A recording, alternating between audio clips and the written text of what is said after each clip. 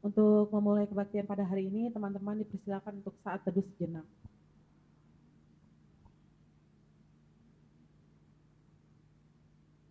Kita akan memulai kebaktian kita pada hari ini dengan bangkit berdiri dan menyanyikan lagu Kita Masuk Rumahnya dari PKJ 13.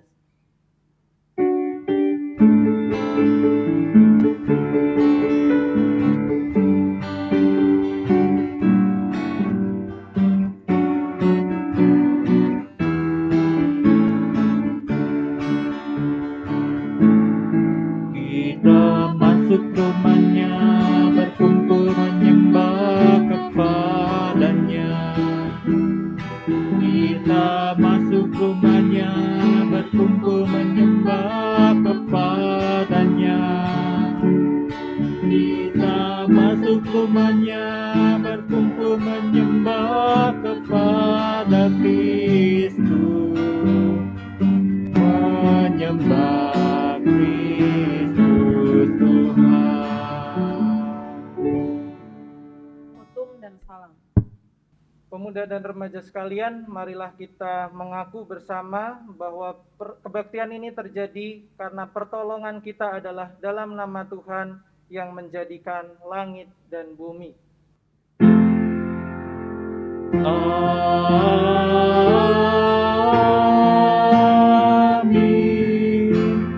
Amin.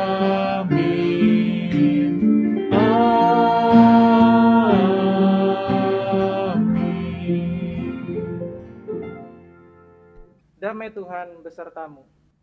Dan beserta saudara juga. Teman-teman dipersilakan untuk duduk kembali. Pada halaman Wikipedia, Menara Gading dijelaskan sebagai tempat metaforis atau atmosfer, tempat orang-orang dengan senang hati dipisahkan dari dunia lain demi kepentingan mereka sendiri. Menara Gading menggambarkan sikap ketidakpedulian dengan kepuasan dirinya sendiri. Untuk lebih jelasnya akan disampaikan oleh Kak Bram. Untuk lagu selanjutnya kita akan angkat pujian dari lagu Mengenalmu.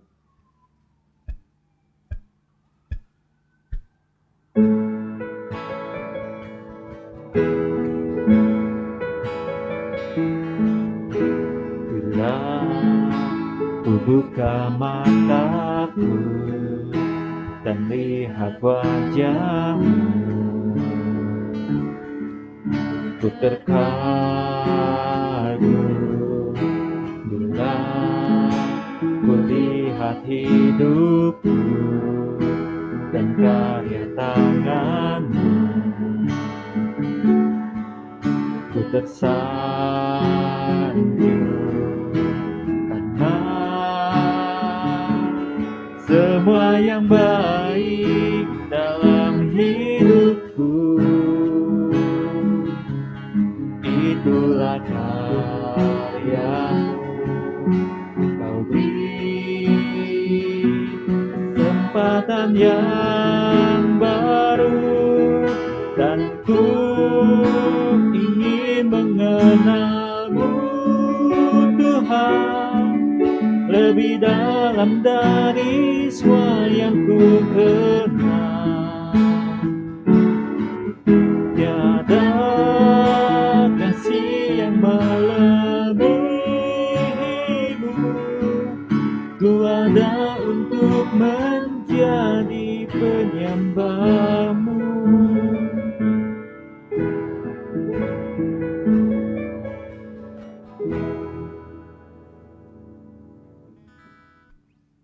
Teman-teman dipersilakan untuk melipat tangan, menutup matanya, karena kita akan memasuki pengakuan dosa. Seringkali dalam menjalani keseharian kita terjatuh. Seringkali kita menjalani hidup ini hanya dengan tuntunan diri kita sendiri. Dalam waktu ini, mari kita melihat kembali hidup kita sejauh ini. Kita meminta Tuhan mengampuni dan menguatkan kita untuk kembali berjalan di jalan yang benar. Teman-teman diberikan kesempatan untuk menaikkan doa pengakuan dosa secara pribadi.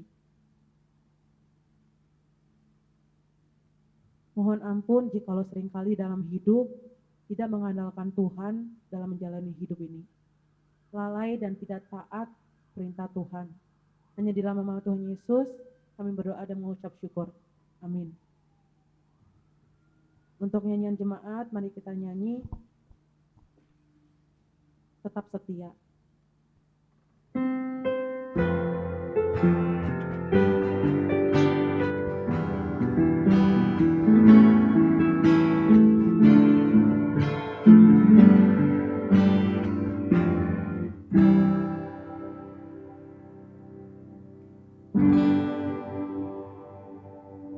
Selidiki aku, lihat hatiku, apakah ku sungguh mengasihi Yesus, oh yang Maha Tahu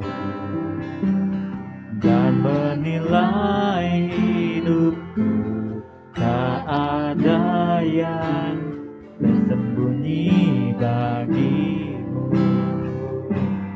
Telah kulihat kebaikanmu yang tak pernah habis di hidupku. Ku berjuang sampai akhirnya kau dapati aku tetap setia. Teman-teman dipersilakan untuk bangkit berdiri untuk menerima berita anugerah. Terimalah berita anugerah dari Allah yang tertulis dalam Mazmur 103 ayat 3-5. Dia yang mengampuni segala kesalahanmu, yang menyembuhkan segala penyakitmu. Dia yang menebus hidupmu dari lubang kubur, yang memahkotai engkau dengan kasih setia dan rahmat. Dia yang memuaskan hasratmu dengan kebaikan, sehingga masa mudamu menjadi baru seperti pada burung Raja Wali. Demikianlah berita anugerah dari Tuhan. Salam damai.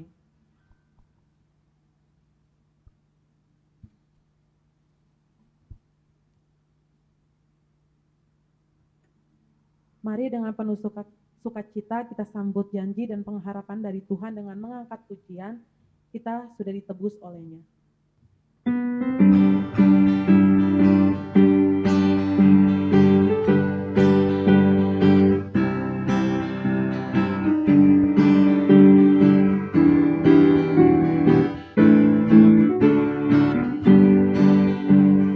Kita sudah ditebus olehnya, kini layanilah mukalismu, maju terus dan kibarkan panjinya, sanjung rajamu. Mari bawa padanya segenap talentamu, serta hidup mengikuti firman-Nya. Taat dan setialah, walau sukar jalanmu, hidup kudus agar kasih-Nya pun nyatalah.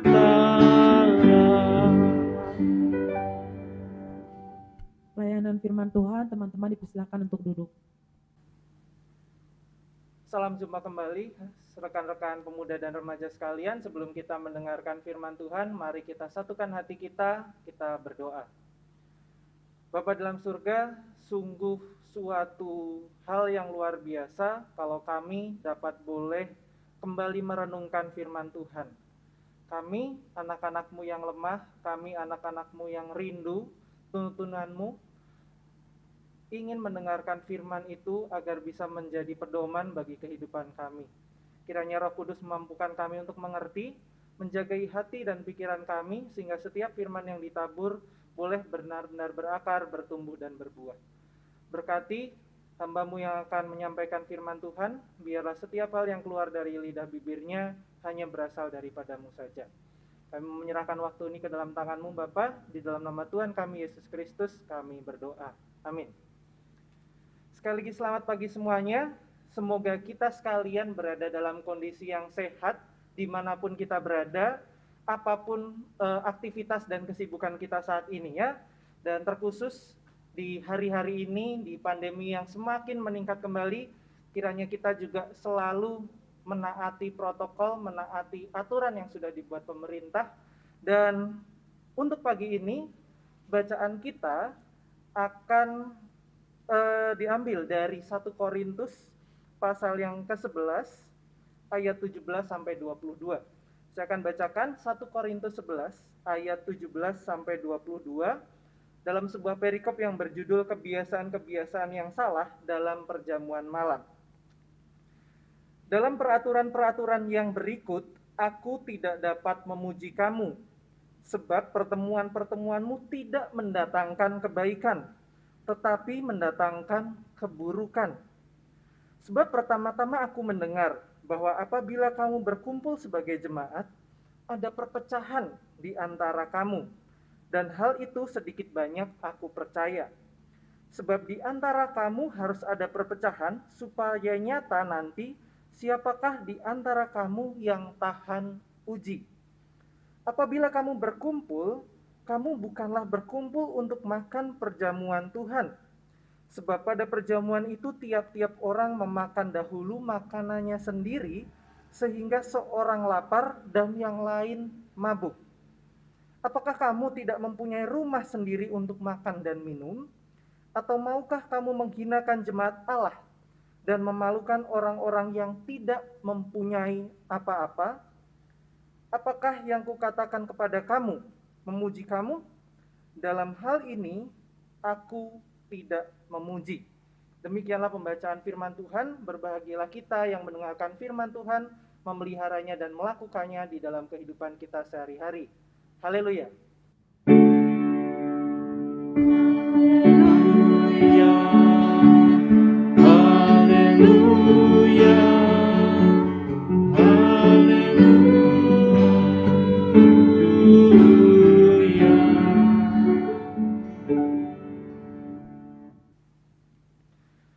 Sobat pemuda dan remaja sekalian, tema kita minggu ini adalah Menara Gading. Siapa yang pernah mendengar istilah Menara Gading? Kalau saya mungkin baru tahu istilah ini ketika membaca sebuah komik di SMP, Menara Gading. Mungkin bagi teman-teman yang sekarang masih SMP atau SMA, istilah ini kurang familiar ya. Menurut Wikipedia dan juga istilah di masyarakat, Menara Gading ini menunjukkan suatu tempat di mana orang-orang itu disingkirkan atau diamankan. Jadi merujuk pada suatu tempat, ya bayangkanlah sebuah kastil gitu ya. Suatu kastil memiliki beberapa menara, dan di puncak menara itu ada suatu ruang, dan itulah yang disebut dengan Menara Gading. Kalau ada orang di situ, artinya dia terpisah jauh dengan orang-orang di sekelilingnya, dengan tetangganya, dengan lingkungan di mana dia berada. Dan inilah yang mau kita bicarakan. Tapi pertanyaannya, memang apa hubungan antara Menara Gading tadi dengan bacaan dari kitab Korintus yang sedang kita baca di pagi ini? Pagi ini kita mau melihat bagaimana Rasul Paulus itu menegur jemaat di Korintus. Pada bagian yang sebelumnya, kondisi jemaat di Korintus ini dituliskan dan juga dijabarkan dalam tulisan-tulisan Paulus yang lain, bahwa di sini ada kehidupan jemaat yang namanya itu jemaat mula-mula. Jemaat mula-mula ini dikenal mereka saling berbagi, menjual harta miliknya, kemudian diberikan untuk kebersamaan, untuk dapat dinikmati bersama, dirayakan bersama, menjalin sebuah persekutuan yang penuh dengan cinta kasih, saling berbagi, saling mengerti, saling memahami satu sama lain. Tetapi jemaat di Korintus praktiknya agak sedikit bergeser dari situ. Paulus menyoroti bahwa dia mendengar ya di ayat 18, apabila kamu berkumpul sebagai jemaat ada perpecahan. Nah, menurut tafsiran, karena Korintus ini juga merupakan sebuah perkotaan gitu ya, perpecahannya ini disinyalir terjadi antara jemaat golongan yang kaya dan juga jemaat miskin. Dalam satu bagian yang kita baca, kita menemukan apabila kamu berkumpul, kamu bukanlah berkumpul untuk Tuhan, untuk makan perjamuan Tuhan. Sebab pada perjamuan itu tiap-tiap orang memakan dahulu makanannya sendiri, sehingga seorang lapar dan yang lain mabuk. Di sini ditunjukkan bahwa ada ketimpangan di sana. Ketika orang-orang itu berkumpul, digambarkan yang kaya hanya bergaul dengan yang kaya, sedangkan yang miskin bergaul dengan yang miskin saja, walaupun namanya adalah perjamuan, persekutuan yang seharusnya menjadi suatu kebersamaan yang utuh. Dalam tafsiran lain juga digambarkan perpecahan ini tidak hanya terjadi antara golongan berdasarkan ekonomi, kaya dan miskin, tetapi juga ada golongan antara tuan dan hamba. Seperti kita ketahui, pada zaman itu suatu hamba, seorang hamba, bukan suatu ya, masa kayak barang. Seorang hamba harus menuruti kata tuannya apapun yang diminta. Dan yang terjadi adalah tuan seringkali berangkat ke rumah ibadah terlebih dahulu, ke tempat perjamuan, ke tempat persekutuan dulu. Hamba masih berada di rumah, beres-beres, kemudian melaksanakan pekerjaan rutinnya, sehingga terlambat hadir dalam perjamuan itu. Yang terjadi apa? Yang kita baca tadi, para tuan sudah kenyang, sudah menikmati perjamuan itu, sedangkan seorang yang lain, golongan yang lain datang dan tetap kelaparan.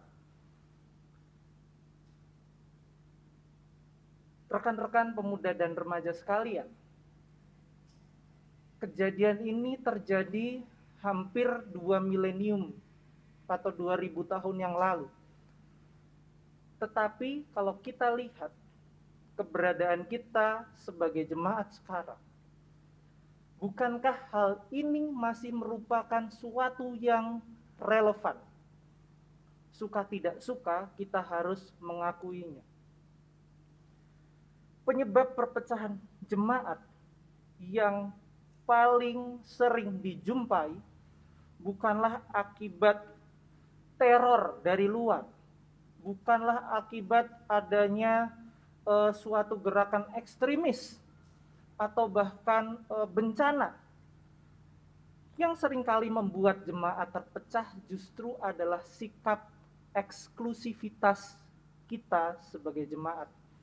Bagaimana jemaat memosisikan dirinya, gereja memosisikan dirinya sebagai orang yang berada di menara gading, jauh dari pada yang lain. Kalau kita tinjau saat ini, ya, kita sebagai pemuda dan remaja, mari kita koreksi diri kita. Dengan siapa sih kita bergaul saat ini? Apakah dengan teman-teman gereja saja? Apakah dengan teman-teman sekolah saja, teman-teman perkuliahan, atau rekan-rekan yang sudah bekerja dengan teman-teman kantor? Bagaimana relasi kita? Apakah kita bisa menjalin relasi yang sangat luas dengan siapapun, apapun latar belakangnya, suku, agama, ras, kondisi ekonomi, dan lain sebagainya? Ataukah kita berteman yang tanpa sadar mungkin ya, kita membatasi, bukan dengan sadar ya. Saya pengguna Android nih, kalau bergaul sama pengguna Apple tuh kayaknya minder rasanya. Atau saya kemarin baru beli sepatu baru nih, harganya sepasang 3 juta. Lihat temen yang sepatunya udah buluk, kok rasanya mau ngobrol juga nggak nyambung, tapi gimana gitu ya. Tanpa sadar, kita membuat circle-circle kita sendiri yang sesuai dengan diri kita, ya, interest kita, kesenangan kita, apa yang kita miliki. Mari kita koreksi diri kita. Gereja sejatinya adalah suatu komunitas yang sangat beragam, tetapi kita harus hati-hati karena keberagaman internal itu juga eksis. Seringkali tanpa sadar teman-teman aktivis, teman-teman pengurus bergaul secara intens dengan teman-teman aktivis yang lain, pengurus yang lain. Akhirnya yang datang 2 minggu sekali, yang mungkin jarang kelihatan, dicuekin, dilupakan. Kita lebih pengen ngobrol sama teman yang sama-sama pengurus, atau mungkin yang satu sekolah aja, yang di Yahya, yang di Baptis, yang di Paulus. Udah kayaknya lebih nyaman ngobrol sama ini, sama yang lain kok kayaknya ya oke sih, tapi enggak ah, hati-hati. Itu cikal bakal perpecahan. Dan itu adalah eksklusivitas internal ya, yang sering timbul. Ada juga eksklusivitas eksternal. Bagaimana hubungan gereja yang satu dengan gereja yang lain? Saya pernah diceritain gitu ya, di suatu waktu GKI Jawa Barat atau Bandung ya, sepertinya Kalasis Bandung ya, mengadakan pertandingan olahraga. Dan pertandingan itu justru diakhiri dengan tonjok-tonjokan gitu ya. Bukannya dengan damai karena membawa nama gereja atau gimana, malah jadi berantem. Ya, itu sangat bisa terjadi. Atau bagaimana kita memandang gereja yang mungkin berbeda denominasi, berbeda karakteristik dengan kita. Seringkali tanpa sadar di pembicaraan kita sehari-hari gitu ya, dengan antara teman yang segereja, kita seringkali mengejek. Bawaannya nyepet tetapi nggak sadar gitu ya. Kamu emang tahu bahasa itu seperti apa? Emang itu tuh beneran? Emang itu, emang ini. Masa dia gitu, masa dia gini. Kita membandingkan dan cenderung membuat jarak, bukan mengakomodir keberagaman itu. Selain dengan gereja lain, eksklusivitas juga seringkali timbul dengan lingkungan sekitar. Bagaimana hubungan gereja ini dengan tetangga-tetangganya? Apakah ada suatu silaturahmi yang terjalin dengan baik, ataukah gereja menjadi suatu bangunan dengan dinding yang tinggi yang tidak kenal kanan kirinya? Maka kita, generasi muda, sebagai bagian dari gereja, kita memiliki tanggung jawab untuk membuka diri, untuk tidak menempatkan gereja pada eksklusivitas, tetapi kita harus membuka diri kepada yang lain sehingga kasih Kristus itu ternyatakan kepada siapapun. Bukankah Yesus mati untuk semua orang? Bukan hanya pada mereka yang percaya, tetapi juga yang tidak. Bukan pada mereka yang memiliki sikap yang baik, tetapi juga yang berdosa. Bukan pada mereka yang taat, bukan pada suku tertentu, bukan kepada orang dengan golongan tertentu, tetapi kepada siapapun. Dan inilah yang harus kita refleksikan dan hayati bersama. Terakhir, ada sebuah ilustrasi yang mungkin dapat menjadi refleksi kita. Ada 3 benda yang memiliki sifat berbeda ketika dimasukkan ke air panas. Benda pertama adalah kentang, benda kedua telur, dan benda ketiga kopi. Ya. Ketika kentang dimasukkan ke air panas, kentang yang keras ini lama-lama akan melunak. Sedangkan telur yang tadinya encer, ketika direbus menjadi padat, menjadi keras. Dan juga ada kopi yang mewarnai, memberikan harum ke air itu, mengubah air panas itu. Teman-teman, kita bisa belajar banyak hal ya sebenarnya dari ilustrasi ini, tetapi untuk eksklusivitas, ada orang-orang yang ketika menemukan perbedaan, dia menjadi lembek, dia menjadi ngikut. Misalkan di sekolah, bagi jawaban dong, semuanya nyontek. Akhirnya kita yang tahu bahwa menyontek itu dosa, kita ikut nyontek, kita menjadi lunak. Kemudian ada juga yang menjadi keras, ya, memisahkan diri. Lihat kok membuat ini harus bayar kiri, bayar kanan gitu ya, kok suap banyak terjadi di mana-mana. Akhirnya kita menjadi orang yang sangat keras kepala ya, yang pengen segalanya itu harus diberantas dengan kekerasan mungkin ya. Kalau bisa dimarahin, kalau bisa dimaki-maki di depan umum. Menjadi pribadi yang sangat keras. Tetapi ada juga orang yang ketika menemukan perbedaan itu seperti kopi. Dia larut tetapi tidak hanyut. Mewarnainya, perlahan mengubahnya, bahkan memberi wangi yang lebih nikmat. Jadi kalau kita harus belajar eksklusivitas, maka kuncinya adalah kita boleh saja larut, kita boleh bergaul dengan orang-orang yang menyontek enggak? Ya kalau bergaul, bergaul aja, tetapi harus ada prinsip yang kita pegang. Harus ada sesuatu yang menjadi pedoman diri kita, yaitu firman Tuhan. Maka biarlah melalui renungan di hari ini, kita bersama-sama diajarkan untuk menjadi pribadi yang terbuka, menjadikan gereja ini rumah yang terbuka bagi siapapun, sehingga setiap orang dapat mengenal kasih Allah. Amin. Mari kita satukan hati kita merefleksikan keberadaan diri kita, dan mari kita masuk ke saat hening.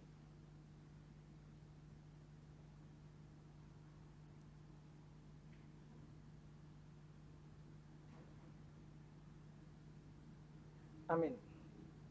Teman-teman dipersilakan untuk bangkit berdiri. Marilah kita bersama mengaku iman percaya kita dengan mengucapkan pengakuan imam rasuli yang berbunyi, Aku percaya kepada Allah, Bapa yang Maha Kuasa, Khalik langit dan bumi, dan kepada Yesus Kristus, anaknya yang tunggal Tuhan kita, yang dikandung daripada Roh Kudus, lahir dari anak darah Maria, yang menderita sengsara di bawah pemerintahan Pontius Pilatus, disalibkan, mati dan dikuburkan, turun ke dalam kerajaan maut, pada hari yang ketiga bangkit pula dari antara orang mati, naik ke surga, duduk di sebelah kanan Allah, Bapa yang Maha Kuasa, dan dari sana Ia akan datang untuk menghakimi orang yang hidup dan yang mati. Aku percaya pada Roh Kudus, gereja yang kudus dan am, persekutuan orang kudus, pengampunan dosa, kebangkitan orang mati, dan hidup yang kekal. Amin. Silakan duduk kembali. Sekarang kita akan mengucapkan selamat ulang tahun bagi anggota pemuda yang berulang tahun pada tanggal 13 Juni hingga 20 Juni 2021. Kiranya Tuhan Yesus memberkati kita semua. Doa syafaat. Oke, mari kita masuk ke dalam doa syafaat, kita berdoa. Bapa dalam surga, kami mengucap syukur kalau pada hari ini kami dapat boleh diingatkan bagaimana kami harus menjalin relasi dengan sesama teman kami di gereja, di sekolah, di perkuliahan, di perkantoran, maupun dimanapun berada, dengan tetangga kami. Bagaimana kami harus menjadi gereja yang terbuka, menjadi pribadi yang mau menyatakan kasih Allah kepada siapapun. Ampuni kami Bapa, jika kami selama ini lupa dan cenderung menganggap keberadaan diri kami sebagai umat percaya sebagai sesuatu yang eksklusif, yang jauh daripada masyarakat yang lain. Kami saat ini berdoa Bapa, di akhir semester ini Engkau telah melindungi kami, menyertai kami bersyukur untuk semuanya itu, dan kami menunggu hasil studi kami. Biarlah kami dapat bersyukur dengan apa yang kami terima, dan kami boleh meyakini bersama bahwa semua itu boleh terjadi karena kemurahan Tuhan, dan kami boleh mendapatkan hasil yang sesuai dengan yang kami telah upayakan dan perjuangkan.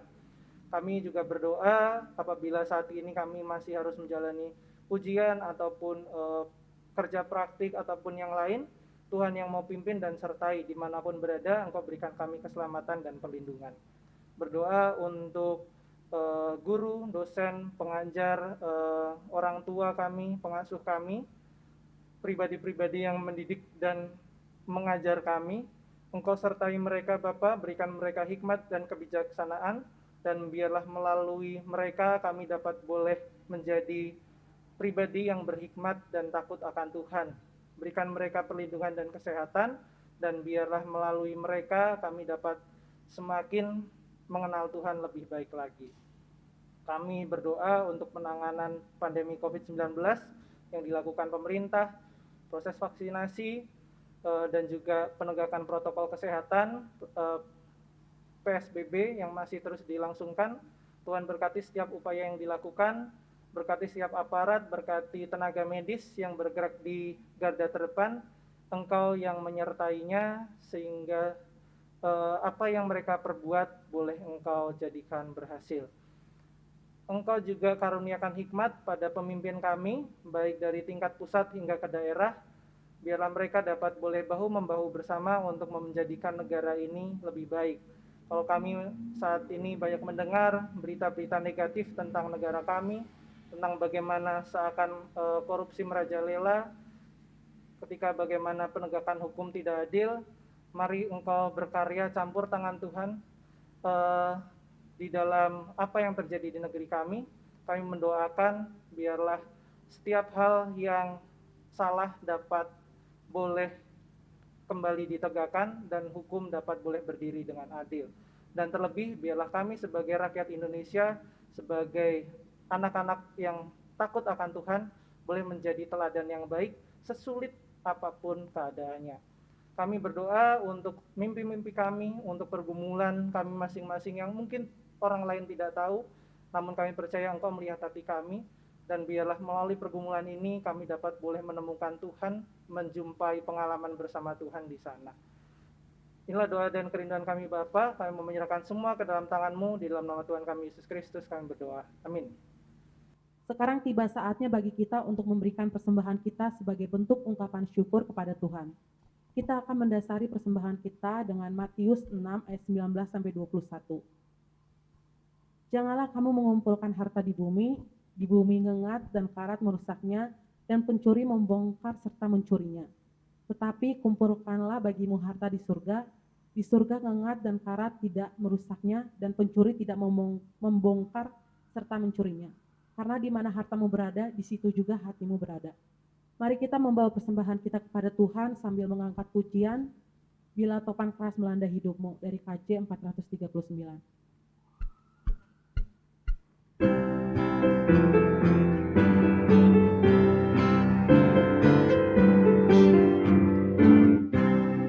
Bila topan keras melanda hidupmu, bila putus asa dan letih lesu, berkat Tuhan satu-satu hitunglah, kau niscaya kagum oleh kasih-Nya. Berkat Tuhan mari hitunglah, kau kan kagum oleh kasih-Nya. Berkat Tuhan mari hitunglah, kau niscaya kagum oleh kasih-Nya.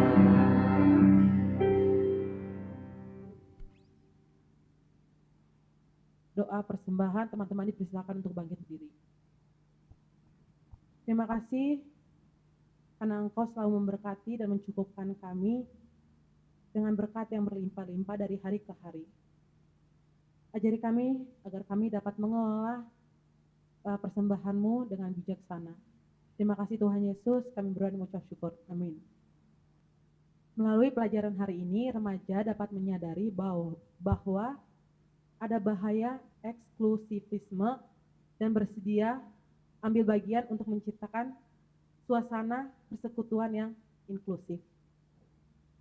Mari kita menyanyikan lagu Ya Allah yang Maha Tinggi.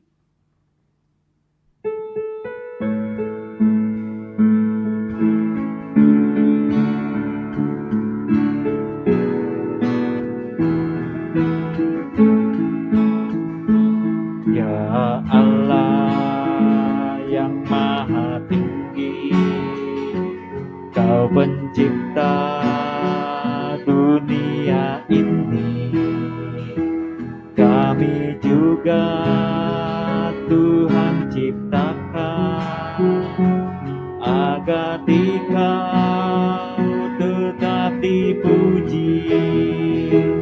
Engkau Bapa yang memberkati tiap orang yang rendah hati.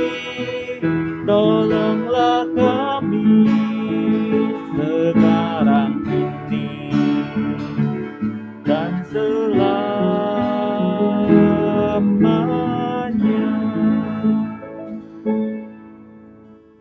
Pengutusan dan berkat.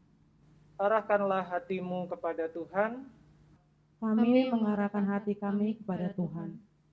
Jadilah saksi Kristus, Syukur kepada Allah, terpujilah Tuhan.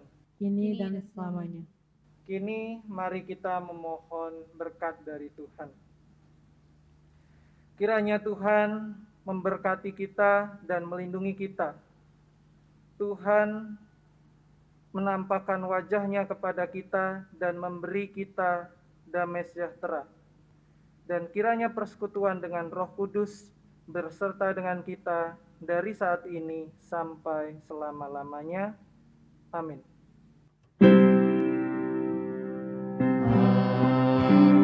Haleluya, haleluya, haleluya, haleluya,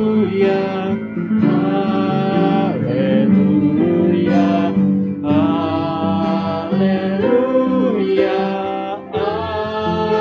amin, amin.